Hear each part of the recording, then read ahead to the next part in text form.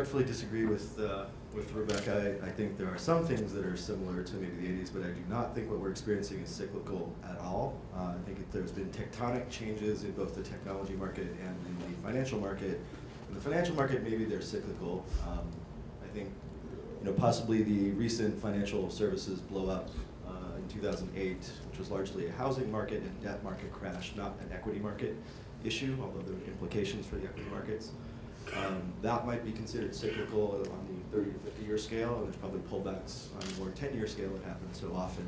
And I would agree that when those things happen, a lot of investors get out of the market and some of the best opportunities arise when there are downturns or lack of access to capital.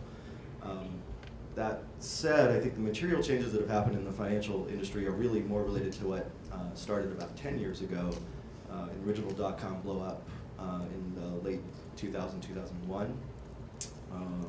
And also more related to changes, I think, in the technology market, and really, I think, finally, some people in the internet startup world getting their shit together and understanding how to build businesses better. So maybe I'll walk through a few of those briefly. So fund size got larger, production costs went down. Those two things are materially just illogical. There's no reason why you should be seeing increased fund size when the actual cost of making those businesses is going down, unless you think there's a dramatic increase in the number of them. That might be true. But the dot-com bubble blew up, and it wasn't really a dot-com bubble. It was also a whole bunch of telecommunications stocks and other infrastructure stocks that were also way overspent and brought to market with lack of revenue and really no sustainable sort of market plan or business plan. So all that shit blew up. And then what happened, strangely, venture funds kept raising large funds, very large funds. So in the aftermath of huge, irresponsible investing and investment banking, more large funds were raised. Kind of strange, but probably as a result of like real estate looking overvalued, people starting to move out of that, although they didn't really. So that was completely weird, and the IPO market's largely been shut. So a lot of the activity, at least over the last 7 years, that might come back recently, has been mostly small acquisitions, M&A, which is very difficult for large VCs to go after. So I think the lesson that probably should have been learned was, hey, production costs going down, a lot more people acquiring these companies. They're not really getting to IPO markets for a number of reasons. So more small ball was emerging.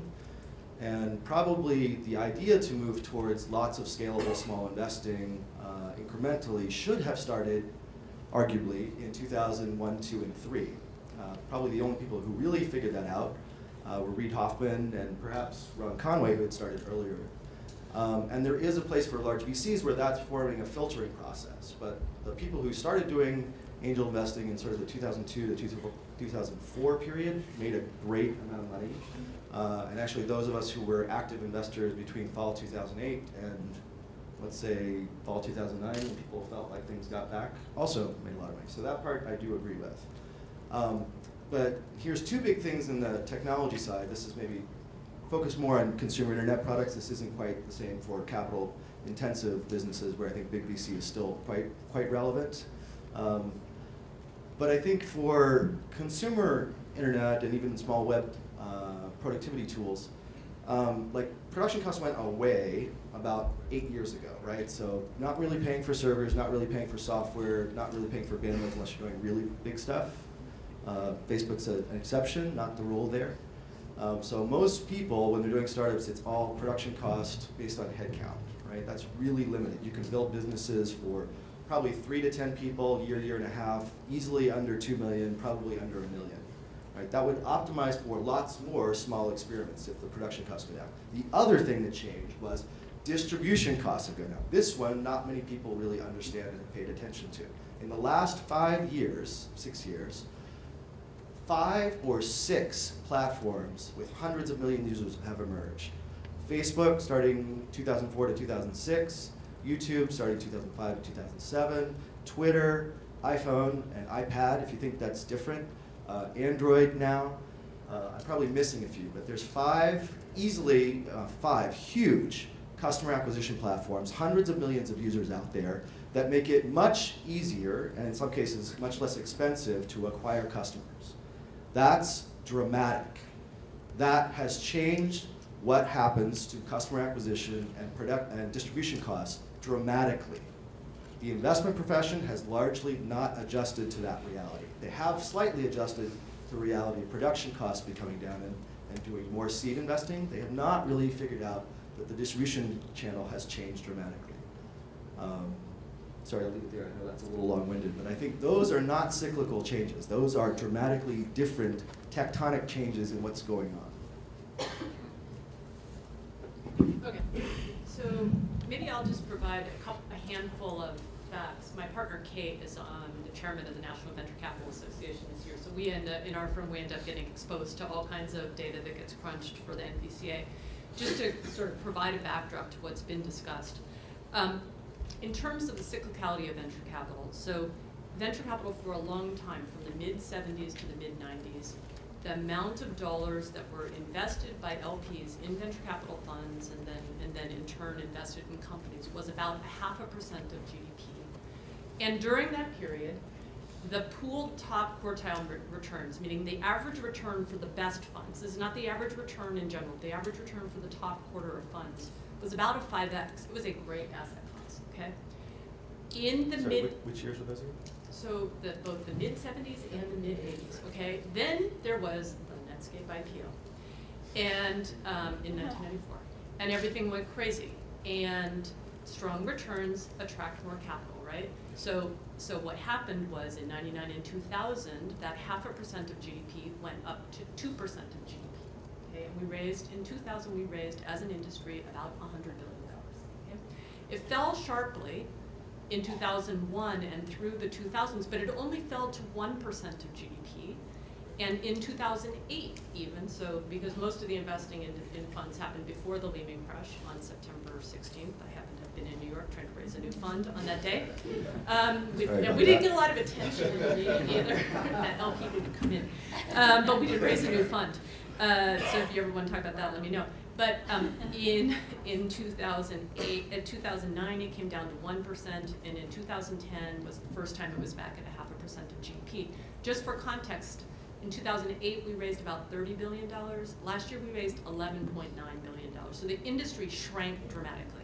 There's probably maybe on the order of another $1 or $2 billion if you're really generous, of angels and angel funds that aren't counted by the NVCA, so maybe that 11.9 is slightly undercounted, but you know, just imagine that. You know, I have, sometimes I get pinged out of the blue by people who go, it'd be really fun to join venture capital. I'm like, our industry shrank by 2/3. How fun do you think that is? Okay, like see Detroit for details. And no, seriously, it's actually That's really great. So you think venture capital is worse than Detroit? No. That might be true. That might be true. No, you know what? That's that was just a provocative statement. No, I cannot. That's on target. But what happened in that? You know, so how did we shrink? Okay, so lots of funds didn't raise, and lots of funds that did raise slower and raised smaller, right? So you gave the example of Menlo Ventures had a $1.6 billion fund, a $1.2 billion fund, a $400 million fund. You're talking just in the last 2 years. You're talking about this trend, right? Yeah. So this is a 2-year like screeching, you know, go into reverse kind of shrinkage of the industry. Now, funds don't publicly go out of business because the way our business works is you have a management fee that lasts typically, it's 2 and 20 for 10 years with 2 automatic extensions. You get 12 years in business where you keep drawing management fees and you have a sign on the door that says you're in business, but you're not necessarily wiring to new investments because the investment period is only 5 years, and probably if you're still there, you've run out of money to make new investments. You're taking meetings to string people along, but not actually wiring to new investments. That part of it sounds like a great job. I got 7 years of sitting my ass collecting management fees. That's awesome. No, you know what? Those are the board members that drive you out of your mind because they actually don't. You know, they're clinging onto the boards of the companies. Okay, because here's another thing we'll talk about. Companies are taking much longer to exit, to get to maturity. If you're not batting, I might disagree with that one. No. The average holding period in venture capital has gone from 7 years to 9 years. Average, yes, but not me. Not me.